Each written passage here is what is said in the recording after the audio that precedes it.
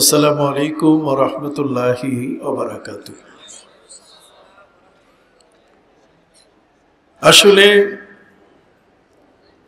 জ্ঞান আহরণ করা এটি মানব জীবনের জন্য অপরিহার্য একটি বিষয়। শিক্ষা জাতির মেরুদণ্ড, ব্যাকবোন। একটি জাতি যত শিক্ষিত হবে সে তত উন্নত হবে। ইন্নাল্লাহা লা ইউগাইয়িরু মা বিকাউমিন হাত্তা ইউগাইয়িরু মা বিআনফুসিহিম। আল্লাহ পাক রব্বুল আলামিন কোন জাতির পরিবর্তন করেন না যতক্ষণ পর্যন্ত সে জাতি নিজেদের পরিবর্তন না করে। আপনি জানেন এই বিশ্ব জগতে জ্ঞানে যারা উন্নীত, জ্ঞানের জগতে যারা সমাদৃত, তারা কিন্তু আজকে অনেক দূর এগিয়ে আছে।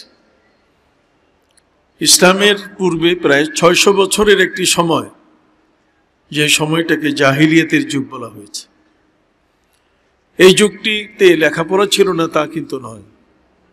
সে যুগে পণ্ডিত ছিলেন, বিজ্ঞানী ছিলেন, সেই যুগে জ্ঞান আহরণকারী ব্যক্তি ছিলেন, কিন্তু তাদের মধ্যে কোনো আখলাকি জ্ঞান, চরিত্র সংরক্ষণ করার যে জ্ঞান, যে জ্ঞানে মানবতা সৃষ্টি হয়, মনুষ্যত্ব সৃষ্টি হয়, যে জ্ঞানে মানুষ তার মনুষ্যত্ব ঠিক থাকে, মানবতা ঠিক থাকে, এই জ্ঞানটা তাদের কাছে ছিল না।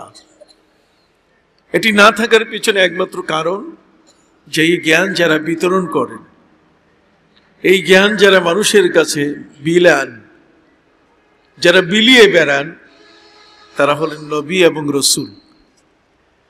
নবী এবং রসুল ছাড়া এই জ্ঞান অন্য কারো কাছে পাওয়া বড় কঠিন। বর্তমান সময়কালে শ্রদ্ধাভাজন ওলামায়ে কেরাম নবীদের সেই জ্ঞানের ওয়ারিস। নবী করিম সাল্লাল্লাহু আলাইহি ওয়াসাল্লাম বলেছেন, আলা ওয়া ইন্না আম্বিয়া আল্লাহি লাম ইউওয়ারিসু দীনারাহু ওয়ালা দিরহামা ওয়ালাকিন ওয়ারাসুল ইলমা।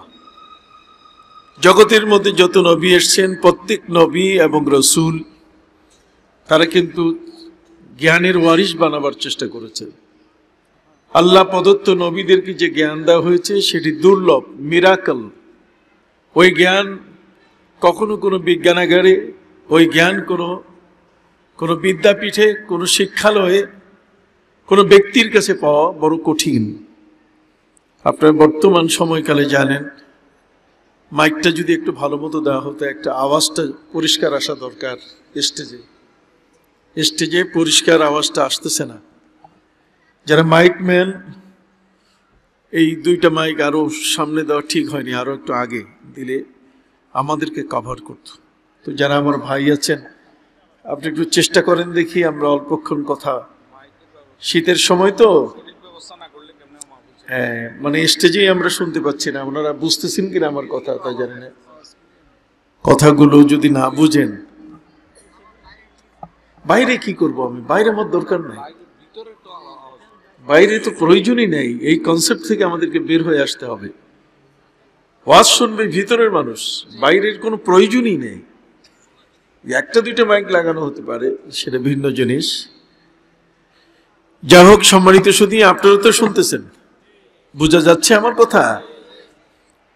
তাহলে এই পৃথিবীতে নবী এবং রসুলদের মাধ্যমে যে জ্ঞানটা বিতরণ হয়, সে জ্ঞানটা কিন্তু কোনো ব্যারিস্টার সাহেবের কাছে, কোনো ইঞ্জিনিয়ার সাহেবের কাছে, কোনো বিজ্ঞানীর কাছে খুঁজে পাওয়া যাবে না। ওই জ্ঞান আর এই জ্ঞানের মধ্যে কোটি কোটি গুণে তফাৎ। এই জ্ঞানটি হচ্ছে যা সততা, মানবতা, মনুষ্যত্ব, ইনসাফ সৃষ্টি করে।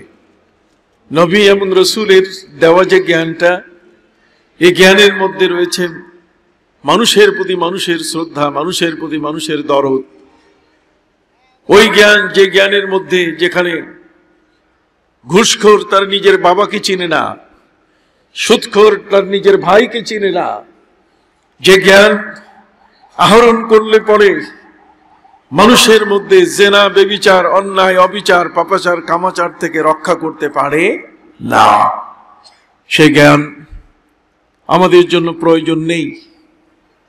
আমাদের তো সেই জ্ঞানটি দরকার, যে জ্ঞানে আমার ভাই আমার কাছে থাকবে, আমার বন্ধু আমার পাশে অবস্থান করবে, আমার বাবা আমার চাচা আমার দাদা কখনো আমার প্রতি বদদোয়া দিবেন না। আজকের পৃথিবীতে যে জ্ঞানের মধ্যে মানবতা এবং মনুষ্যত্ব শূন্য, সেই জ্ঞানকে বিতরণ করার ক্ষেত্রে ব্রিটিশ 200 বছরে আমাদের এই ধর্মীয় জ্ঞান, ইসলামের জ্ঞানটিকে সরিয়ে দেওয়ার জন্য চেষ্টার অন্ত ছিল না। সম্মানিত সুধী, দীর্ঘ 200 বছরের একটা সময় নিয়ে তারা আমাদেরকে ডিভিশন করে রেখে গেছে, ভাগ করে দিয়ে গেছে। একদল জেনারেল লেখাপড়া করা, আর একদল হচ্ছে মাদ্রাসা পড়া মানুষ। জেনারেল লেখাপড়া করা মানুষ যারা, দাঁড়িয়ে প্রসাব করে এটা গুনাহ কিনা, এটার মধ্যে অশালীনতা আছে কিনা, এটা শালীনতা বহির্ভূত কিছু এর ভিতরে আছে কিনা, এই বুদ্ধিটা, এই জ্ঞানটা তাদের কাছে নাই। কিন্তু যারা মাদ্রাসা পড়েন, তারা সেই হযরতে মুহাজির ইবনে কুনফুস রাদিয়াল্লাহু তাআলা হাদিস যা নাসাই শরীফের মধ্যে এসেছে, নবী করিম সাল্লাল্লাহু আলাইহি ওয়াসাল্লাম তিনি বসে বসে প্রস্রাব করছেন। দুজন ব্যক্তি একজন আরেকজনকে ধাক্কা দিয়ে বলছে, উনজুর ইলাইহি ইয়াবুলু কামা তাবুলুল মারআত। তোমরা দেখো মুহাম্মদ সাল্লাল্লাহু আলাইহি ওয়াসাল্লাম বসে বসে পেশাব করছেন, মেয়েরা যেমন বসে বসে পেশাব করে তিনি সেভাবে করছেন। নবী করিম সাল্লাল্লাহু আলাইহি ওয়াসাল্লাম তার হাজত শেষ করে প্রয়োজনটা সেরে তিনি ওই দুজনকে ডাকলেন। তিনি বলেন যে দেখো, দাঁড়িয়ে প্রস্রাব করাতে মানুষের হায়া থাকে না, লজ্জা থাকে না, শরম থাকে না। আল হায়া ও শুবাতুম মিনাল ঈমান, ঈমানের শুধু 6টা বিষয় নয়। আমানার রাসূল বিমা উনজিলা ইলাইহি মির রাব্বিহি ওয়াল মুমিনুন কুল্লুন আমানা বিল্লাহি ওয়া মালাইকাতিহি ওয়া কুতুবিহি ওয়া রুসুলি। এগুলোই শুধু ঈমানের মূল বিষয় নয়। ঈমানের সাথে তো আরো অনেক বিষয় আছে। আল ঈমানু বিদু ওয়া সাবউনা শুবা, ঈমানের প্রায় 77টা শাখা আছে। সেই ঈমানের 77টা শাখা তো আমরা কখনো জানি না, এগুলো চর্চাও করি না, এগুলোর লিস্টিও আমরা দেখি নাই। অন্তত পক্ষে ঈমানের 77টা শাখা যদি আমরা জানতে পারি, তাতেও কিন্তু আমাদের ঈমানের মূল বিষয়গুলো আমাদের জানা এবং বোঝা সহজ হয়। আর এটা জানেন যে ঈমান যদি আমি না জানি, ঈমানের বিষয়গুলো সম্পর্কে যদি আমি উদাসীন হই, তাহলে আমি কিন্তু আমলকে ধরে রাখতে পারবো না। আমলটা হচ্ছে ঈমানের রূপ, ঈমানের স্বরূপ হচ্ছে আমল। ইসলাম হচ্ছে প্র্যাকটিক্যাল, মানব জীবনের মধ্যে যে কাজগুলো করে সেই কাজটা ঈমানের আলোকে করে বিধায় এগুলো ইসলাম। কথা বুঝতে পারছেন? তাহলে ইসলাম হচ্ছে একটা মানুষের ভিতরে ঈমানের মূল রূপ। ইসলামের মাধ্যমে আমরা ঈমানের রূপটাকে প্রকাশ করে থাকি। এই জন্য ঈমানের 3টি বিষয়, একটি হলো তাসদিক বিল জানান, ইকরার বিল লিসান, আমল বিল আরকান। আমার ভিতরের বিষয়টা, আমি যে আল্লাহকে মানি যে এই বিশ্বাসটুকু আমাকে প্রমাণ করতে হবে আমার আমল দিয়ে। আর সেই আমলগুলো আল্লাহ যা আমাকে নিষেধ করেছেন, যা তিনি আমাকে করতে আদেশ করেছেন, এগুলোকে সঠিকভাবে যার যার জায়গায় করা। ওয়ামা আতাকুমুর রাসূল ফাখুযু ওয়ামা নাহাকুম আনহু ফান্তাহু। রাসূল সাল্লাল্লাহু আলাইহি ওয়াসাল্লাম তোমাদের জন্য যা কিছু নিয়ে এসেছেন, এটাকে তোমরা আঁকড়িয়ে ধরো, আর যেটা থেকে তোমাদেরকে বিরত থাকতে বলছেন তোমরা সেটাকে বর্জন করো। আঁকড়িয়ে ধরা এবং বর্জন করা, এগুলো কি আমরা কখনো চিন্তা করি? নবী করিম সাল্লাল্লাহু আলাইহি ওয়াসাল্লাম তিনি তার জীবনে শিক্ষাটাকে তিনি এমন একটি অবস্থানে নিয়ে এসেছিলেন যে মানুষ এই শিক্ষা পাওয়ার কারণে, নবীর কাছে আসার কারণে তারা গুনাহ চেনা শুরু করেছে। গুনাহ কাকে বলে, অপরাধ কাকে বলে, এই অপরাধটা নিজে চোখে তারা দেখা শুরু করেছেন যে এটার নাম অপরাধ। আর আমরা অপরাধ কোনটা, এটার ব্যাখ্যা আমরা অনেকেই কিছু জানি,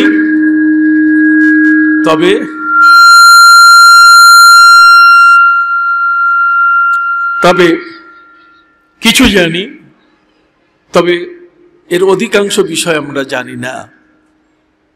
সম্মানিত সুধী, আমার নবী সাল্লাল্লাহু আলাইহি ওয়াসাল্লাম সাহাবায়ে কেরামকে এমন একটি পর্যায়ে শিক্ষা দিয়েছিলেন যে শিক্ষাটা ছিল এতই গুরুত্বপূর্ণ যে তারা নিজেরা নিজেদের অপরাধটুকু বুঝবার মতো ক্ষমতা তাদের মধ্যে সৃষ্টি হয়েছিল। আর আমরা অপরাধ করি, তারপর আমাদের বোধ জ্ঞান হয় না যে আমি সীমা লঙ্ঘন করছি। আমরা অপরাধ করি, তারপরও কিন্তু আমাদের মনে হয় না যে আমরা খুব বাড়াবাড়িতে চলে গেছি। কিরকম? যেমন হযরত আবু লুবাবা রাদিয়াল্লাহু তাআলা আনহু, মক্কার কাফের বেদিন এরা সবসময় মদিনা থেকে মুসলমানদের গোপন খবরগুলো সংগ্রহ করত, যে মুসলমানরা বর্তমান কি অবস্থায় আছেন। হযরত আবু লুবাবা রাদিয়াল্লাহু তাআলা আনহু রাসূল সাহাবী, তার কাছে এসে তারা জানতে চাইল, কাফেররা জানতে চাইল যে মুসলমানের বর্তমান কি অবস্থা। তারা মক্কা থেকে হিজরত করে মদিনায় এলেন, তাদের শক্তিটা কেমন। সম্মানিত সুধী, হযরত আবু লুবাবা রাদিয়াল্লাহু তাআলা আনহু তিনি হাতের ইশারা দিয়ে দেখাই দিয়েছেন, এই যে এইভাবে। একটা হাদিসে মুসালসাল, আমল করে দেখাইতে হয়। সম্মানিত সুধী, উনি দেখাই দিলেন, তার মানে মুসলমানরা এত বড় শক্তিশালী যে তোমাদেরকে পাইলে এবার কচু কাটা করবে, কচু কাটা করবে। এই ইঙ্গিতটা হযরত আবু লুবাবা রাদিয়াল্লাহু তাআলা আনহু ইঙ্গিত করার কারণে তিনি নিজেই চিন্তায় পড়ে গেলেন যে আমি তো এই কাজটা ঠিক করলাম না। মুসলমানের গোপন খবর কাফেরদের কাছে, মুসলমানের শক্তিটা কতটুকু ইশারা দিয়েও আমার বলা ঠিক হয় নাই। সম্মানিত সুধী, হযরত আবু লুবাবা রাদিয়াল্লাহু তাআলা আনহু তার বিবেক তাকে দংশন করলো। হযরত আবু লুবাবা রাদিয়াল্লাহু তাআলা আনহু তিনি দেখলেন মুসলমানের গোপন খবরটা ফাঁস করে দেওয়া আমার উচিত হয় নাই। এই জন্য তিনি এই অপরাধ থেকে মুক্তি পাওয়ার জন্য তিনি বাজার থেকে রশি কিনে নিয়ে আসলেন। তিনি চিনতে পেরেছেন, বুঝতে পেরেছেন যে এটা অপরাধ, এটা একটা গুনাহ। এই গুনাহ নিয়ে আমাকে কবরে যাওয়া যাবে না, আমি গুনার উপরে থাকতে চাই না। যে গুনাহটি হয়েছে, এই জন্যই পবিত্র কোরআন মজিদে আল্লাহ পাক রব্বুল আলামিন আমাদেরকে তওবা করতে বলেছেন সাথে সাথে। ইন্নামাত তাওবাতু আলাল্লাহি লিল্লাযীনা ইয়া'মালুনা সুআ বিজাহালাতিন সুম্মা ইয়াতুবুনা মিন কারীব। আল্লাহ পাক রব্বুল আলামিন তিনি বলেছেন ওই ব্যক্তির তওবা তো আল্লাহর কাছে গ্রহণযোগ্যতা পাবে। ইন্নামাত তাওবাতু আলাল্লাহি লিল্লাযীনা ইয়া'মালুনা সুআ বিজাহালাতিন সুম্মা ইয়াতুবুনা মিন কারীব। যে কাজটি সে মূর্খতা বশত করে ফেলেছে, এই পাপের কাজটা করার কারণে সে বিলম্ব করে নাই, তাৎক্ষণিকভাবে ওই মুহূর্তে সে তওবার জন্য প্রস্তুতি নিয়েছে। সে আল্লাহর কাছে বলছে যে আল্লাহ, আমি তোমার কাছে ক্ষমা চাই, তুমি আমাকে ক্ষমা করে দাও। তাহলে এই গুনাহটা বুঝা, সাথে সাথে বুঝতে পারা, এটা কিন্তু শিক্ষা ছাড়া, জ্ঞান ছাড়া এটা কখনোই সম্ভব নয়। এটার জন্য ট্রেনিং হওয়া দরকার। গুনাহ কাকে বলে, অপরাধ কাকে বলে, এই অপরাধের শিক্ষা আমার প্রিয় নবী সাল্লাল্লাহু আলাইহি ওয়াসাল্লাম অপরাধকে ব্যাখ্যা করেছেন। সম্মানিত সুধী ভাইরা আমার, প্রিয় নবী সাল্লাল্লাহু আলাইহি ওয়াসাল্লামের প্রিয় সাহাবী হযরত আবু লুবাবা রাদিয়াল্লাহু তাআলা আনহু তিনি বাজার থেকে রশি কিনে নিয়ে আসলেন। এই রশি কিনে এনে তিনি দেখলেন যে এই পাপটাকে আমার নিজের হাতে কবর দিতে হবে, এই পাপটাকে ধরে রাখা যাবে না। পাপকে কবর দেওয়ার জন্য তিনি নিজেই মসজিদে নববীর সাথে, নবীর মসজিদের খুঁটির সাথে নিজেকে তিনি পেঁচিয়ে বন্দি করে ফেললেন, রশি দিয়ে বেঁধে ফেললেন পুরা মানুষটা মাথা থেকে পা পর্যন্ত। আমরা তো অপরাধ করলে পালাই যাই, আমেরিকা যাই, ইউরোপ যাই, কতক্ষণ পৃথিবীর বিভিন্ন দেশে যাই, কিন্তু নবী সাহাবীরা তারা পালান নাই। তার কারণ হচ্ছে এই পবিত্র কোরআন মজিদে আল্লাহ বলছেন, ইয়া আইয়ুহাল্লাযীনা আমানুত্তাকুল্লাহা হাক্কা তুকাতিহি ওয়া লা তামুতুন্না ইল্লা ওয়া আনতুম মুসলিমুন। হে ঈমানদার ব্যক্তিরা, তোমরা আল্লাহকে ভয় করার মতো ভয় করো। পৃথিবীর মধ্যে ভয় করার মতো ভয় কেমন করে ভয় করতে হয়? পৃথিবীর মধ্যে ভয় আছে মানুষের মধ্যে, কিন্তু সেই ভয়গুলো সবার একরকম নয়। যেমন চোর পুলিশকে ভয় করে, মানুষ বাঘকে ভয় করে। চোর যখন পুলিশের নাম শুনে ভয়ে সে পালায় যায়। কোন মানুষ যখন বাঘের নাম শুনে, বাঘ যখন সামনাসামনি হয় তখন সে পালিয়ে নিজেকে জানে বাঁচাবার চেষ্টা করে। কথা বল, পালাই যায়। ডাকাত, র‍্যাব, পুলিশ দেখলে পালাই যায়। কিন্তু কোন ব্যক্তি যখন আল্লাহকে ভয় করে, আল্লাহকে যে ব্যক্তি ভয় করে সে কিন্তু পালায় না, বরং সে আল্লাহর কাছে চলে যায়। ডিফারেন্স এখানে। জোরে বলেন, ডিফারেন্সটা কি এখানে?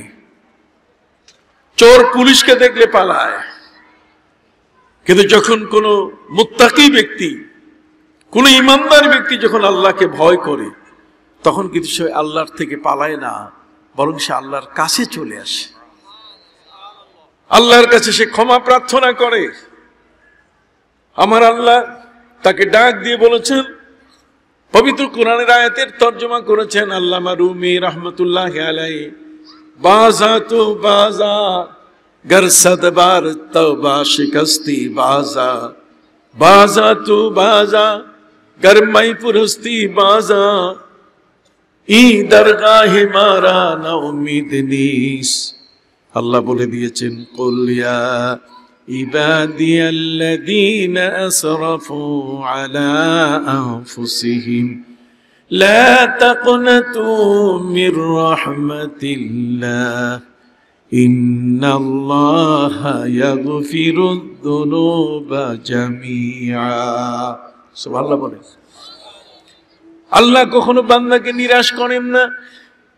অতএব পৃথিবীর মধ্যে কোন মানুষ অপরাধ যখন করে, অপরাধ করার পরে সে অপরাধী মানুষটা যখন আল্লাহর কাছে তওবা করে, আমার আল্লাহ আমার নবীকে বলেছেন, ফাসাব্বিহ বিহামদি রাব্বিকা ওয়াস্তাগফির ইন্নাহু কানা তাওয়াবা। আল্লাহর নামে বান্দা যখন তাসবিহ পড়ে, আল্লাহর নামে যখন বান্দা কোন জিকির, আল্লাহর নাম নিয়ে যখন কোন শব্দ উচ্চারণ করে বসে, আল্লাহ পাক রব্বুল আলামিন ওই বান্দার যত গুনাহ আছে সবগুলোকে মোচন করে দেওয়ার জন্য তিনি প্রস্তুতি নিয়ে নেন। শুধু তাই নয়, অপরাধী ব্যক্তি যদি অপরাধ করে তওবা করে, সাথে সাথে আমলটাকে যদি ঠিক রাখে, যেটা আল্লামা ইকবাল বলেছেন, আল্লামা ইকবাল বলেছেন, একিম হাকাম আমল পায়হম মোহাব্বতে ফাতে আলম, একিম হাকাম আমল পায়হম मोहब्बते फाते आलम जिहादे जिंदगी में ये है मर्दों के शमशीरे। আল্লামা ইকবাল বলেছেন একই মাহকাম, তার মানে অবিচল বিশ্বাস। আমার ইসলাম আমাকে যা দিয়েছে এর চেয়ে সুন্দর আর পৃথিবীতে কারো কাছে কিছু নাই। বিশ্বাস করতে হবে আমার নামাজ আমাকে মুক্তি দিবে, বিশ্বাস করতে হবে আমার রোজার মধ্যে আমার মুক্তি রয়েছে, বিশ্বাস করতে হবে সুদের মধ্যে আমার কিছু নাই, সুদের মধ্যে আমার লাভ কিছু নাই, ঘুষের মধ্যে আমার পাবার কিছু নাই। আত্মসাৎ করা, ভূমি দখল করা, অন্যের সম্পদ লুটপাট করা, ছিনতাই করে জোর জবরদখল করা, এই সবগুলো বিষয়ের মধ্যে আমার কিছু নাই। কথা কর না, বরং আমার রেজেকের মালিক কে? আরো জোরে বলেন কে? আমার আল্লাহ আমার রিজিকের মালিক। পৃথিবীর মানুষ মনে করে মানুষের পকেটে টাকা আছে, এই জন্য ফাইল বন্দি করে পকেট থেকে টাকা বের করে সে রেজেকের তালাশ করে মানুষের পকেটে। আর ইমানদার ব্যক্তি কখনো মানুষের পকেট, মানুষের সম্পদ, মানুষের এই ধরনের অর্থের প্রতি তাদের কোনো দৃষ্টি হয় না। বরং ইমানদার ব্যক্তির ঈমান হচ্ছে যে আমার রেজেক আকাশে ঝুলানো আছে। পবিত্র কোরআন মজিদে আল্লাহ বলেছেন, ওয়াফিস সামাই রিজকুকুম ওয়া মা তুআদুন। বান্দা, আকাশে তোমার জন্য আমি রেজেক রেখে দিয়েছি, ওইখান থেকে তোমার জন্য রেজেকের ফয়সালা। এখন সেখান থেকে যে রেজেকটা তুমি নিবে, এটা হালাল ভাবে নিবে না হারাম ভাবে নিবে, এটা মহাপরীক্ষা। কুল মা আনজালাল্লাহু লাকুম মির রিজকিন ফাজআলতুম মিনহু হালালান ওয়া হারামা। আসমান থেকে যে রেজেকটা তুমি নিচ্ছ, এটা কি কোন পন্থায় তুমি আনতেছো? চুরি করে, ডাকাতি করে, ছিনতাই করে, রাহাজানি করে, সুদের মাধ্যমে, ঘুষের মাধ্যমে? একজন ড্রাইভার যখন গাড়ি চালায়, ড্রাইভারের কোনো শক্তি নাই গাড়িটাকে সামনে নেওয়ার, বরং ড্রাইভারের ওই গাড়ির ট্যাঙ্কির মধ্যে ফুয়েল আছে, পাওয়ার আছে, শক্তি আছে, ওই শক্তিটাই ঠেলা দেয়। এরপরে ড্রাইভার গাড়ি ডানে বামে স্পিড ইত্যাদি তৈরি করে। অতএব আল্লাহর দেওয়া রেজেক আমার জন্য অপেক্ষা করছে, শক্তি আমার কাছে আছে, কিন্তু সেই শক্তিটাকে আমি কোন দিকে ব্যবহার করব? এটিকে আমি সুদের দিকে, ঘুষের দিকে, কোন দিকে ব্যবহার করব? এটাই হলো সবচেয়ে বড় বিচার্য বিষয়। এই জন্য আল্লামা ইকবাল বলেছেন, একই মাহাকাম, একই মাহাকাম। তার মানে আল্লাহর পক্ষ থেকে যেই বিষয়গুলো আমার জন্য চূড়ান্ত করা হয়েছে, যেগুলো আমার জন্য আল্লাহ নির্ধারণ করে দিয়েছেন, এগুলোর উপরে প্রবল বিশ্বাস রাখা যে তিনি আমাকে সৃষ্টি করেছেন। অতএব আমি যদি তার ঘরের দিকে ফিরে ইবাদত করি, রেজেক আমার ঘরে চলে আসবে। জোরে করল সুবহানাল্লাহ। ফালিয়াবুদু রাব্ব হাযাল বাইতিল্লাযী আত'আমাহুম মিন জু' ওয়া আমানাহুম মিন খাউফ। তাহলে আমার আল্লাহ আমাকে শিখাই দিচ্ছেন যে আমার রেজেকের অভাব নাই। আমি যদি তার ঘরের দিকে ফিরে আমার রবের যদি ইবাদত করি, আমি ঘরের ইবাদত করি না, ওই ঘরের রব যিনি, আমি সেই আল্লাহর ইবাদত করি, সেই দিকে ফিরে আল্লাহ বলছেন, আল্লাযী আত'আমাহুম মিন জু'। আমি যখন ক্ষুধায় পড়ি, আমার যখন অন্ন অভাব হয়, খাদ্যের অভাব হয়, তখন তিনি আমাকে খাওয়াবেন, এটা তিনি ওয়াদা করেছেন আমার সাথে। সুবহানাল্লাহ বলেন। তিনি আমার সাথে কি করছেন? ওয়াদা করেছেন। খাবার, রেজেক তিনি তৈরি করে দিয়েছেন। একটা চাল পৃথিবীর আজ পর্যন্ত কেউ তৈরি করে দেখাতে পারলো না, এক ফোঁটা পানি কেউ সৃষ্টি করে দেখাতে পারলো না। যে পানিতে আমার জীবন, যে খাবার ভিতরে আমার দেহের ক্যালোরি কত কম, আমার জীবনের এই পৃথিবীতে বেঁচে থাকা, এই যে বাতাস, অক্সিজেন, পৃথিবীর কোনো মানুষ তৈরি করতে পারে না। তৈরি করেছেন কে? আল্লাহ। সুবহানাল্লাহ বলেন। তাহলে এই সব বিষয়গুলো আমাকে আল্লাহ শিখাই দিয়েছেন। এগুলো কোরআন ছাড়া, এই বিদ্যা ওই ইঞ্জিনিয়ার সাহেবের কাছে পাওয়া যাবে না, এগুলো ওই ডাক্তার সাহেবের কাছে পাওয়া যাবে না। কতক্ষণ এগুলো পেতে গেলে নবী এবং রসুল এবং তাওলামা, পীর মাশায়েখ, ওলিয়া উলিয়া, তাদের মাধ্যমে জ্ঞানটা যখন আসবে, তখন আপনি দেখবেন যে আপনার জীবনটা স্বচ্ছ হবে, পবিত্র হবে, আপনার জীবনের চাহিদাও পূরণ হবে, পবিত্রতাও চলে আসবে। সুবহানাল্লাহ। কিন্তু এই শিক্ষার সাথে আমরা তো সম্পৃক্ত নই। আমাদেরকে ব্রিটিশ আলাদা করে বলে দিয়েছে জেনারেল শিক্ষার মাদ্রাসা শিক্ষা। মাদ্রাসা শিক্ষার মধ্যে ভিক্ষুকদের বানাবার জন্য আমাদের পায়তারা করেছে। তারা আমাদেরকে পৃথিবীর সবচেয়ে বড়, আমরা যেন অভাবী মানুষ হয়ে থাকি, কিন্তু না, আজ পর্যন্ত পৃথিবীতে কোন আলেম না খেয়ে মারা যায় নাই। কতক্ষণ? আজ পর্যন্ত কোন পীর মাশায়েখ পৃথিবীতে কখনো অভাব অনটনে মারা গেছেন এমন কোন ইতিহাস নাই। বরং আমরা এই যে টুপিওয়ালা মানুষ, মাদ্রাসা বেশ, মাদ্রাসায় লেখাপড়া করছি, আপনি মানেন আর না মানেন, আমি বলে যাচ্ছি, আপনি শুনেন। কই হুজুর একটা তাবিজ দেন। আপনি মানেন আর না মানেন, আমি তো আগেই বলছি, একটা তেল নিয়ে এসে একটু ফু দেই, হুজুর নেন, হুজুর নেন, দেখি 500 টাকা দিয়ে দিস। কন্যা একটু মিলাদ পড়ি, ইয়া নবী সালাম আলাইকুম কই, দেখি 5000 টাকা দিয়ে দিস। তারপর মাদ্রাসার প্রিন্সিপালি চাকরি করি, এর তো বড় স্কেল আছে। এরপর আবার মসজিদের খতিবি করি, ওখানেও তো বিশাল বাসা দিয়েছে, এই দিয়েছে, সব দিয়েছে। এরপরে হুজুর কেউ মাছের বাজার করে এনে দেয়, কতক্ষণ না, কেউ গরুর গোশতের বাজার করে এনে দিয়ে যায়। নামাজ শেষ করার পরে 2 পকেট দেখি ভর্তি হইয়া যায়। কই আমি তো তাদের কাছে 1 টাকাও চাই নাই, কতক্ষণ না, আসলো কেন? কোনটাতে নাই? ওয়াজ করি, নসিহত করি, সবটাই দিত। আমার যতগুলো দিক আছে, একটা জেনারেল মানুষের কয়টা দিক আছে দেখান তো। এই পথে রেজেক্ট নাই, কে বলছে? এটা ভুল ধারণা। রেজেক্ট কেন? আমি গাড়িতে উঠি, আমি 2 দিন পরে ইচ্ছা করলে আমি প্লেনও কিনতে পারবো ইনশাল্লাহ, কতক্ষণ না। আমি হেলিকপ্টার কিনে হেলিকপ্টার, আমার নিজের হেলিকপ্টার আমি চড়তে পারবো। আল্লাহ তো আমার জন্য মাখরাজা, আপনি তাকওয়ার পথ ধরেন, রিজকের দুয়ার আল্লাহ খুলে দিয়ে দিবেন। আল্লাহ বলেন তোমার অর্থ দরকার, ওয়াল্লাযীনা জাহাদু ফীনা লানাহদিয়ান্নাহুম সুবুলানা। যে কারণে নবী এবং রাসূল যারা, তাদের ওয়ারিস যারা, এই পৃথিবীর মধ্যে কেউ কখনো ভিক্ষুকের জাতি ছিল না, বরং এই সাধারণ ভিক্ষুকরা আমাদের কলেমাটাকে কলঙ্কিত করেছে, কতক্ষণ না, কলেমাটাকে কি করেছে? কলঙ্কিত করেছে। আজকের ধনুষারা হুজুর, যিনি আজকের সভাপতি, কত বড় বুজুর্গ, তার কি খাবারের কোনো অভাব আছে? কতক্ষণ। ইলিয়াসপুরি হুজুর, তার মাজারের পাশে আমি জিয়ারত করে আসলাম। এই আলেম ওলামা যার জীবনের প্রধান সাক্ষী, যে চোখের পানি ছাড়া তার হাত উঠতো না, দোয়া করতে গিয়ে তিনি চোখের পানি ফেলতেন। ওয়াইনুন বাকাত মিন খাশিয়াতিল্লাহ, যে চোখ আল্লাহর ভয়ে কেঁদে উঠে, সেই মানুষটির চোখের পানি নাকের ডগায় পৌঁছার আগেই আল্লাহ তার দোয়া কবুল করে নেন। কথা বুঝতে পারছেন?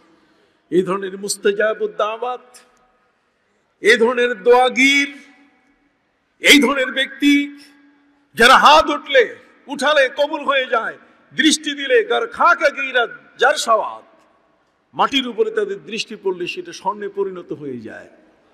তাহলে এই মানুষগুলোর সাথে ডেল কার্নেগি, আলবার্ট আইনস্টাইন, ডালসন, প্লেটো, কখনো কি এই লোকগুলোর সাথে তুলনা করা যাবে? কতক্ষণ? কখনো তুলনা করা যাবে না। আজকের মাও সেতুং, আজকের লেনিন, যে মাও সেতুং এর কারণে গণচীনের মধ্যে সেখানে কোটি কোটি মানুষ, তাদেরকে মেরে ফেলা হয়েছে, কতক্ষণ, এবং সেই মৃত মানুষগুলোকে বাধ্য করা হয়েছে মানুষের গোশত কেটে পাক করে তাদেরকে খেতে বাধ্য করা হয়েছে, যেটা ভক্ষণ করো, খাইতেই হবে। মানুষের গোশত পাক করে মানুষকে খাওয়ানো হয়েছে। এই ধরনের নির্মম নির্যাতন পৃথিবীর মধ্যে এই অমানুষগুলো করেছে। কিন্তু পৃথিবীতে কোনো নবী, রসুল, কোনো গাউস, কুতুব, কোনো অলিয়া উলিয়া, কোনো আলিম ওলামা এই ধরনের কোনো পাপের কাজ কখনো করেছে? সম্মানিত শুধু এই জন্য আলেমরা বেঁচে আছে বিধায় আলম বেঁচে আছে। আলেমরা বেঁচে আছে বিধায় কি আলম জগৎ বেঁচে আছে। আলেম শেষ হয়ে গেলে, ইন্নাল্লাহ ইয়াকবিদুল ইলমা বিকবজিল উলামা, আলেমরা মারা গেলে ইলম উঠে যাবে। এই জন্য আলেম বাঁচিয়ে রাখা দরকার, কতক্ষণ না। আল্লামা আবু আয়ুনুল মারওয়াজি রাহমাতুল্লাহ আলাইহি ইমাম বুখারী সম্পর্কে বলেছেন, লাউ আযিদু মিন উমরি ইলা উমরি লাফআলতু লিআন্না মাউতি মাউতু আহাদিন মিনান নাস ওয়া ইন্না মাউতাল বুখারী মাউতুল আলামি, মাউতুল আলামি ওয়াল উলুম। তিনি বলছেন, যদি আমার জীবনের হায়াত ইমাম বুখারীকে দেওয়ার মতো কোনো সিস্টেম আল্লাহ রাখতেন, তা আমার জীবনের হায়াত কেটে ইমাম বুখারীকে দিতাম, যে আপনি বেঁচে থাকেন, আমার একজনের মৃত্যুতে একজন মানুষের মৃত্যু হয়, আর ইমাম বুখারীর মৃত্যুতে গোটা পৃথিবীর মৃত্যু হয়ে গেছে। তাহলে একজন আলেমের প্রয়োজন পৃথিবীতে কত বেশি, কথা বলেন। একজন আলেমের দরকার কত বেশি। এই পোশাক এটা রাজাকারের পোশাক না, এই টুপি এটা রাজাকারের টুপি না, এটা হচ্ছে মুসলমানের টুপি, এটা হচ্ছে ইসলামের পোশাক। অতএব ইসলামের পোশাক এটা নিয়ে ব্যঙ্গ করা যাবে না। সম্মানিত সুধী, আলেমের দোয়া, তাদের হাত আছে বিধায় এই পৃথিবীতে এখনো বৃষ্টি হচ্ছে, এখনো ফসল হচ্ছে। কতক্ষণ না আলেমরা দোয়া বন্ধ করে দেবে, আকাশের বৃষ্টিও বন্ধ হয়ে যাবে।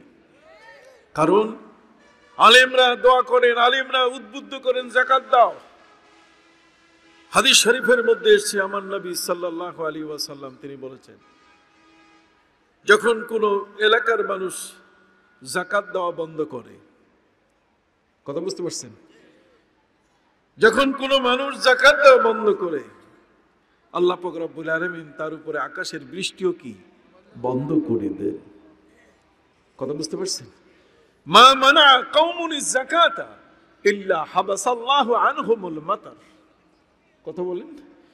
অতএব সম্মানিত সুধী ভাইরা আমার, এ কারণে আমি আপনাদেরকে বলতে চাই, হযরত আবু লুবাবা রাদিয়াল্লাহু তাআলা আনহু নবীর সাহাবী, নবীর সংস্পর্শে এসেছিলেন, তারা বাস্তব বুঝেছেন একই মাহকাম আমল পায়হাম, আমলটাকে জারি রেখেছেন, আমলটাকে তারা কখনো বাদ দেন নাই। নামাজকে কন্টিনিউ করেছেন, রোজাকে কন্টিনিউ করেছেন, সততা সত্যবাদিতাকে কন্টিনিউ করেছেন। কখনো কোনো লোক লক্ষ কোটি টাকা সামনে এসছে, ওটা ছুঁড়ে মেরে ফেলেছেন, না এটা আমার নয়, এটা আমার জন্য হালাল নয়, এটা হচ্ছে এটা মা মিন লাহমিন নাবাতা মিন হারামিন। যখন কোনো ব্যক্তির দেহের গোশত এটা হারাম থেকে হবে, কথা বুঝতে পারছেন, ইল্লা ওয়াকাত ফিন্নার, সেটা চলে যাবে কোথায়? জাহান্নামে চলে যাবে। কথা খেয়াল করেছেন? এই জন্য ইলমি জ্ঞান, কোরআনের জ্ঞান এটা শিক্ষা করা ফরজ। কোরআনের জ্ঞান শিক্ষা না করলে আপনি হালাল চিনবেন না।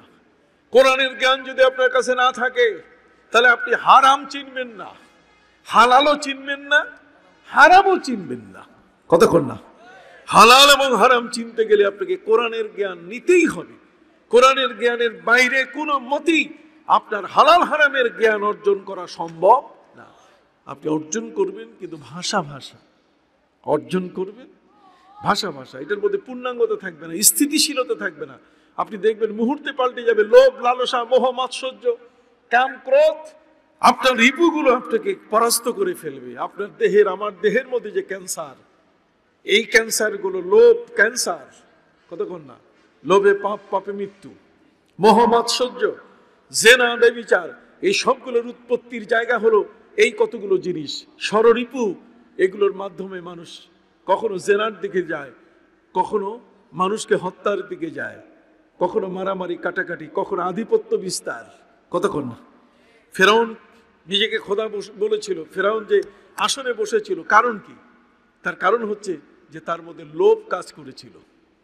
লোভ, লালসা, মোহমাৎসর্য, কাম, ক্রোধ, এই বিষয়গুলো মানুষকে কত খারাপের দিকে ঠেলে দিয়ে যায়। এই জন্য আপনাকে চিনতে হবে গুনাহ কোনটা। হযরত আবু লুবাবা রাদিয়াল্লাহু তাআলা আনহু তিনি মক্কার কাফেরদের কাছে মদিনার মুসলমানের শক্তিটা তিনি ফাঁস করে দিয়েছিলেন হাতের ইশারা দিয়া, যে মুসলমান পাইলে তোমাদেরকে কচু কাটা করবে। সম্মানিত সুধী, অতটুকু বিষয়ে তার মাইন্ড স্ট্রোক করেছে। তিনি বলছেন, আমি তো এটা ঠিক করলাম না, আমি তো এটা সঠিক কথা বললাম না। তাহলে আমার পাপ হয়েছে, তাহলে পাপ থেকে বাঁচার উপায় কি? কোরআনের আয়াত তাকে বলে দিয়েছে যে পাপ থেকে বাঁচার উপায় হলো সাথে সাথে তওবা করা। তওবা শব্দের অর্থ হচ্ছে নাদামাত। আর তাওবাতু হিয়ান নাদামা, আর তাওবাতু হিয়ান নাদামা। তওবা হচ্ছে লজ্জিত হওয়া, আল্লাহ আমি ঠিক করি নাই। যখনই আপনি ঠিক করেন নাই, তখন এই গুনাহ থেকে বাঁচার মতো একটা মানসিকতা এসে যাবে। আর তাজান্নুব আনিল মাআসি, গুনার থেকে বেঁচে থাকার মতো একটা মানসিকতা আপনার মধ্যে চলে আসবে। যখনই চলে আসবে, তখন তাকওয়ার পথ খুলে যাবে আপনার জন্য। সম্মানিত সুধী, যদি কোনো ব্যক্তি গুনাহ করার পরে তওবা করে বসে, ইমানটাকে মজবুত করে আমি আর সে কাজে যাব না, আর আমলটা যদি জারি করে, আল্লাহ বলেন ইল্লা মান তাবা ওয়া আমানা ওয়া আমিলা আমালান সালিহা উলাইকা ইউবাদদিলুল্লাহু সাইয়্যাতিহিম হাসানাত। আল্লাহ বলেন তওবা যদি করে তার গুনাহটা আমি সওয়াবে পরিণত করে দেব, সময়টা আমি নষ্ট হতে দিব না। এটা বিশাল একটা ব্যাপার। হযরত আবু লুবাবা রাদিয়াল্লাহু তাআলা তিনি তওবা করছেন, বাজার থেকে রশি কিনে আনলেন, বাজার থেকে রশি কিনে এনে পালান নাই, আল্লাহর দুয়ার ছেড়ে তিনি কোথাও যান নাই। হযরত ইদ্রিস আলাইহিস সালামকে প্রশ্ন করা হয়েছিল যে হযরত ইদ্রিস আলাইহিস সালাম আপনি বলুন, যার সম্পর্কে পবিত্র কোরআনের আয়াত এসেছে ওয়ারাফানাহু মাকানান আলিয়া। হযরতে নবী ইউনূস ইদ্রিস আলাইহিস সালামকে প্রশ্ন করা হয়েছে যে আকাশটা যদি ধনুক হয় আর জমিনটা যদি ধনুকের রশি হয়, আর পৃথিবীর সমস্ত গাছগুলো একত্রিত করে যদি তীর বানানো হয়, আর ওই তীরটা যদি আমার দিকে তাকিয়ে যিনি তীর নিক্ষেপ করবেন, কথা কর না, তীরন্দাজ ব্যক্তি যদি আমার দিকে তীর মারে, তাহলে বাঁচার উপায় কি আমার, আমি বাঁচবো কিভাবে? হযরতে নবী ইদ্রিস আলাইহিস সালামকে প্রশ্ন করা হয়েছে আকাশটা যদি ধনুক হয় আর জমিনটা যদি ধনুকের রশি হয় আর গাছগুলো যদি তীর হয়, আর ওই তীরটা যদি আমার দিকে নিক্ষেপ করার জন্য প্রস্তুতি নেওয়া হয়, তাহলে আমার বাঁচার উপায় কি? তখন তিনি উত্তর দিয়েছেন যে যে তীর মারবে তার পাশে আসলেই তুমি বেঁচে যাবে, তারপরে আল্লাহর কাছে তুমি চলে আসলে কি বেঁচে যাবে। সুবহানাল্লাহ কোন সম্মানিত শুধু আল্লাহর পাশে আসা, আল্লাহর সমস্ত সাবজেক্ট, নামাজ পড়ে ফাফিরু ইলাল্লাহ, নামাজ পড়ে আপনি আল্লাহর নৈকট্যতা লাভ করবেন, রোজার মাধ্যমে আপনি আল্লাহর পাশে চলে যাবেন, কতক্ষণ না। তখন আল্লাহর পক্ষ থেকে হাদিসে কুদসির মধ্যে এসেছে, বলে আব্দি মা সাল, বান্দা যা চাবে তাই আমার কাছে পাবে, যেহেতু আস-সাওমু লি ওয়া আনা আজিজি বি আও উজজা বি। কতক্ষণ হজের মধ্যে সেই বান্দার আল্লাহর মেহমান হয়ে যায়, জিয়ুফুর রহমান হয়ে যায় সে, কতক্ষণ না। তাহলে এই ইবাদতগুলোর মধ্য দিয়ে মানুষ আল্লাহর নৈকট্য লাভ করে। এ কারণে এই শিক্ষাটা যে জাতি পায় নাই সে জাতি জাহেল, এই শিক্ষা যে জাতির মাঝে নাই সে জাতি মূর্খ। আমেরিকা আজকের বহু কিছু হতে পারে, অস্ট্রেলিয়া বহু কিছু হতে পারে, পৃথিবীর সবকিছুতেই তারা শিক্ষা দীক্ষায় মেকানিজমে এগিয়ে যেতে পারে, কিন্তু কোরআনের শিক্ষা যদি না থাকে তাহলে তাদেরকে আসলে মূল শিক্ষিত বলার কোনো সুযোগ নাই। যে শিক্ষা মায়ের সাথে জেনা করতে উদ্বুদ্ধ করে, যে শিক্ষা বোনের সাথে ইজ্জত নষ্ট করার প্রতি উদ্বুদ্ধ করে, যে শিক্ষা মদ, জুয়া, ইয়াবা, কোকেন, কোরেস ইত্যাদির প্রতি উদ্বুদ্ধ করে, যে শিক্ষা এগুলো থেকে সুদ ঘুষ থেকে বাঁচায় না, সেই শিক্ষা ইসলাম কখনো সমর্থন করে না। এই জন্যই নবী করিম সাল্লাল্লাহু আলাইহি সাল্লামের উপরে সর্বপ্রথম কোরআনের যে আয়াত নাযিল হয়েছে, আউয়ালু মা নাযালা মিনাল কোরআন, সর্বপ্রথম কোরআনের যে আয়াত নাযিল হয়েছে সেটা হলো ইকরা, ইকরা বিইসমি রাব্বিকাল্লাযী খালাক, খালাকাল ইনসানা মিন আলাক, ইকরা ওয়া রাব্বুকাল আকরামুল্লাযী আল্লামা বিল কলম, আল্লামাল ইনসানা মা লাম ইয়ালাম। সর্বপ্রথম পড়তে বলা হয়েছে হে নবী পড়ুন আপনার রবের নামে, তার মানে ইসলাম সর্বপ্রথম শিক্ষার দিকে আকর্ষণ করেছে এই পৃথিবীর প্রথম মানুষটি। পৃথিবীর প্রথম মানুষ হযরতে বাবা আদম আলাইহিস সালাম, তাকেও আল্লাহ তাআলা শিক্ষিত করেছেন, ওয়া আল্লামা আদামাল আসমাআ কুল্লাহা। কথা বলেন, ওয়া আল্লামা আদামাল আসমাআ কুল্লাহা। মানে আব্দুর রাজ্জাক সাহেব হুজুর গেলে তাড়াতাড়ি আসেন, গেলে তাড়াতাড়ি আসেন।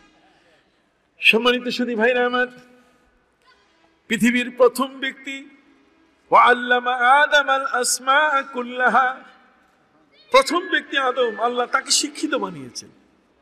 শিক্ষা হলো মূল, ইসলামের টার্গেট হলো শিক্ষা। সুবহানাল্লাহ কোন না? তাহলে আদম যদি শিক্ষিত হয়, সমস্ত নবী ছিলেন শিক্ষিত, আর আমার নবী নিজের পরিচয় দিয়েছেন, ইন্নামা বুইস্তু মুআল্লিমান, আমি শিক্ষক হয়ে আগমন করেছি। সুবহানাল্লাহ বলেন। নবীর জীবনের বিশাল সম্পদ হলো উতীতু ইলমাল আউয়ালিন ওয়াল আখিরিন। কোরআন ভাগ করে দিয়েছে, কুল হাল ইয়াস্তাবিয়াল্লাযীনা ইয়ালামুন ওয়াল্লাযীনা লা ইয়ালামুন, যে জানে আর যে জানে না দুই কি এক হতে পারে? এই জন্য আমার নবী সাল্লাল্লাহু আলাইহি ওয়াসাল্লামের প্রতি আল্লাহ তাআলা সর্বপ্রথম বললেন, ইকরা, আপনি পড়ুন, পড়ুন আপনার রবের নামে। এই জন্য আমার নবী সাল্লাল্লাহু আলাইহি সাল্লাম তিনি শিক্ষার দুয়ার খুলে রাখলেন। মদিনা মুনাওয়ারায় আসহাবে সুফফা, বিশ্বনবী আমার মহানবী সাল্লাল্লাহু আলাইহি ওয়াসাল্লামের কাছে এসে তারা এমন শিক্ষা গ্রহণ করেছেন। হযরতে উমর, তিনি নবীর কাছে শুধু দুটো বিষয় শিক্ষা নিয়েছেন, একটা হলো কোরআন আর একটা সুন্নাহ। আর এই কোরআন সুন্নাহর আলোকে হযরতে উমর এমন এক মহান ব্যক্তিতে পরিণত হয়ে গেলেন যে উমর আর উমর থাকলেন না, রাখাল উমর থাকলেন না। সেই উমর এখন ৩১ লক্ষ বর্গ মাইলের তিনি শাসক হয়ে গেলেন, তিনি খলিফা উমর হয়ে গেলেন। যেই শিক্ষা, উমরের তো পিএইচডি ছিল না, আমরা তো পিএইচডি হোল্ডার মানুষ, এখানে ডক্টর সাহেব বসে আছেন, আশরাফ সাহেব, আমরা পিএইচডি করেছি, একটা বিষয়ের উপরে গবেষণা করে এর উপরে ডিগ্রি হয়েছে। সম্মানিত সুধী, ওমরে ফারুক তো কোনো পিএইচডি হোল্ডার ছিলেন না, তিনি তো এমফিল করেন নাই, মাস্টার্স অফ ফিলোসফি করেন নাই, তিনি তো টাইটেল পাস করেন নাই, তিনি তো এমএ পাস করেন নাই, তিনি পাস করেছেন কোরআন এবং সুন্নাহ। নবীর হাদিসগুলো এবং কোরআনের আয়াতগুলো তিনি মন্থন করেছেন। ওয়া আশাদ্দুহুম ফি আমরিল্লাহি ওমর, আল্লাহর প্রতিটি আইন বিধানকে লালন করতে গিয়ে ওমরের কোনো জুরি নাই।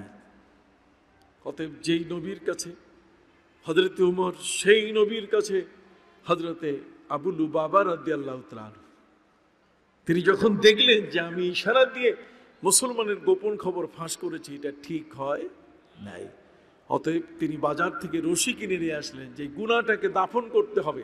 আমার গুনাহ আমি দাফন করব, আমার শাস্তি আমি নিব। ইয়া রাসূলুল্লাহ, আসাবতু হাদ্দান ফাকিম ফিয়া কিতাবাল্লাহ ফাকিম ফিয়া হুদুদাল্লাহ, হে নবী, আমি সীমা লঙ্ঘন করেছি, আপনি আমাকে শাস্তি দিন। এই পৃথিবীর মধ্যে আরেকটা জাতি খুঁজে পাওয়া যাবে যে নিজের শাস্তি নিশ্চিত করে? হযরতে মাইজুল আসলামী রাদিয়াল্লাহু তাআলা নবীর দরবারে বলছে, রাসূল, আপনি আমাকে সঙ্গে সার করুন, আপনি আমাকে মেরে ফেলেন, আপনি আমাকে শাস্তি দেন, আমি বেবিচারী, আমি জেনার শাস্তি নিতে চাই। নবীজির বড় কঠিন ব্যাপার, জেনার শাস্তি, 4 জন প্রত্যক্ষদর্শী লাগে, অথচ সেই লোকটা নিজে নিজে বলছে। নবী করিম সাল্লাল্লাহু আলাইহি ওয়াসাল্লাম তাকে পরীক্ষা করার জন্য বলছে, লাআল্লাকা দাখালতা ফি বাইতিহা, মনে হয় তুমি তার ঘরে প্রবেশ করেছো, তার সাথে ব্যভিচার করনি। তিনি বললেন, না হুজুর, আমি করেছি। নবী করিম সাল্লাল্লাহু আলাইহি ওয়াসাল্লাম তিনি বললেন, লাআল্লা জালাসতা ফি আলা ফারশিহা, তুমি তার বিছানায় বসেছো। কয় না।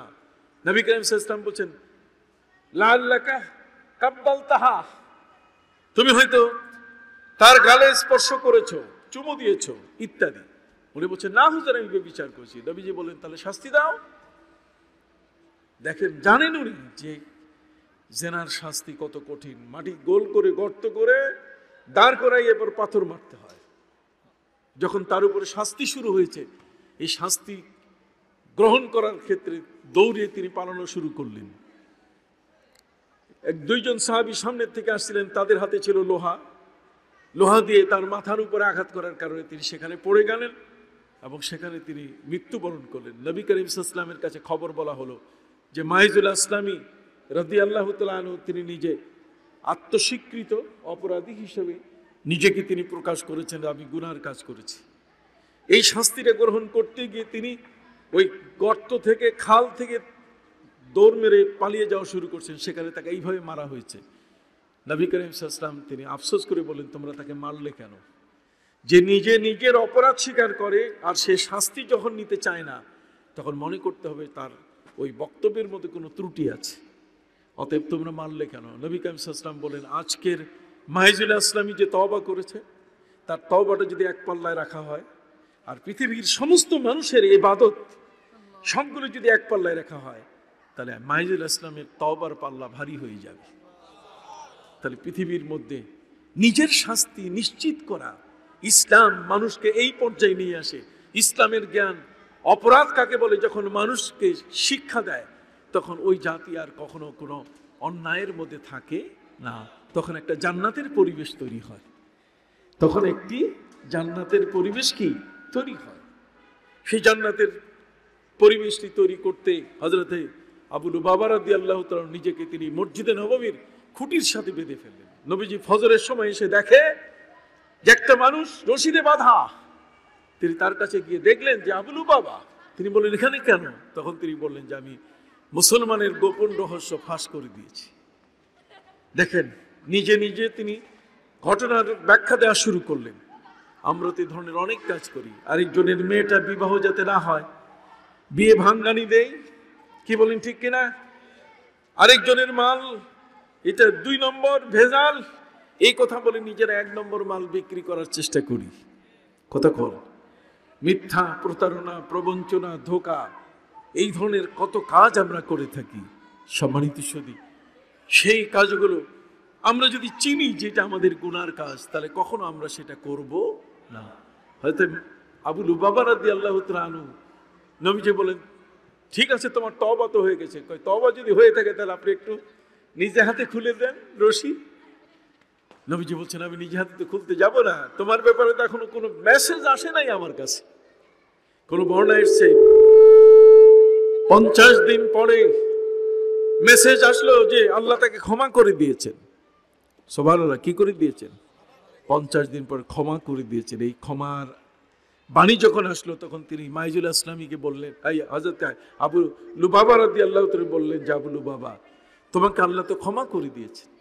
হুজুর ক্ষমা করে দিয়েছেন, এই তো আপনার কাছে মেসেজ আসছে, আপনি নিজে হাতে রশি খুলে না দিলে আমি বুঝবো না যে আমার তওবা কবুল হয়েছে।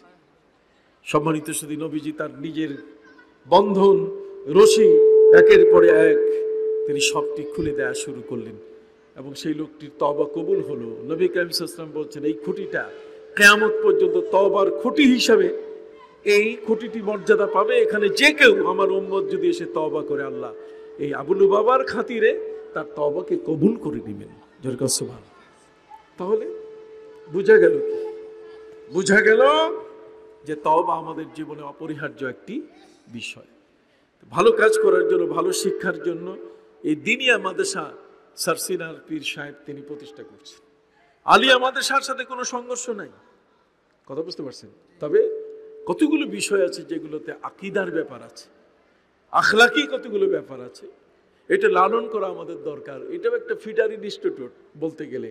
তার মানে এটা এমন একটা প্রতিষ্ঠান যে প্রতিষ্ঠানের মাধ্যমে আমাদের জ্ঞান, বিজ্ঞান, চর্চা এই সবগুলোই তার ভিতরে আছে। সারসিনার পীর সাহেব প্রায় 4 থেকে 5 হাজার এই ধরনের দিনিয়া মাদ্রাসা প্রতিষ্ঠা করছে। এটা আল্লাহর ওলিদের নজরিয়া, তাদের দৃষ্টিভঙ্গি। তারা এইভাবে দ্বীনকে কায়েম করার জন্য, আমি মনে করি যেটা যেভাবে হওয়া দরকার, দ্বীন, এলেম, কোরআন, এটা আমাদের সমাজের মধ্যে বিভিন্নভাবে এটা থাকা দরকার। কি বলেন ঠিক কিনা? এই জন্য এই দিনিয়া মাদ্রাসাটা তিনি প্রতিষ্ঠা করেছেন আমার ভাই জসিমউদ্দিন সাহেব। তিনি আমাকে বড় জোর করে বলছে, হুজুর মাহফিলটা নিতে হবে। আজকে যদিও সফরিয়া এই বাংলাদেশের যে 10টা প্রতিষ্ঠান থাকে তার মধ্যে অন্যতম একটি শিক্ষা প্রতিষ্ঠান, যেখানে এই পৃথিবীর অনেক বড় বড় পথিচর্যা আলেম জন্ম দিয়েছে। কথা কি বুঝতে পারছেন? সে আলেম জন্মের জায়গা, মার্কাজ, সেই জায়গায় আজকে মাহফিলটি হচ্ছে আরেকটা মাদ্রাসার জন্য। সম্মানিত সুধী, এ কারণে আমরা চাই ওই প্রতিষ্ঠানটাও এটাও দাঁড়িয়ে যাক। সারসিনা পীর সাহেবের তার যে দৃষ্টিভঙ্গি, যে আমল, আখলাক, আকীদা, এটাকেও ধরে রাখা দরকার আছে। কি বলেন ঠিক কিনা? আমরা এই পাশেও লেখাপড়া করবো, ও পাশেও পড়বো। আমাদের দেশে কওমি মাদ্রাসাগুলো আছে না, সেগুলো তো লেখাপড়া হচ্ছে। কি বলেন ঠিক কিনা? দিনিয়া মাদ্রাসা, যে মাদ্রাসার মধ্যে আমাদের মিলাদ হবে, কিয়াম হবে, কতক্ষণ না আমাদের মধ্যে নবীর রওজা জিয়ারতের বিষয় হবে। এখানে কোনো বেদাতের ওই চর্চা ওইভাবে হবে না, যেটাতে সুন্নাহগুলো পর্যন্ত জবাই হয়। এই কারণে আমার ভাই আব্দুল কাদের সাহেব তিনি আপনাদের কাছে একটা আবেদন করে গেছেন। এই লোকটা একটা মাদ্রাসা প্রতিষ্ঠা করেছে। আমি আর মাত্র 10 মিনিট আপনাদের মাঝে আছি। আমি আপনাদের কাছে বিনয়ের সাথে বলতে চাই, সম্মানিত সুধী, আছেন কি আপনাদের মধ্যে কেউ যে আমার ভাই, ওই যে আব্দুল কাদের সাহেব বলে গেলেন 10,000 টাকা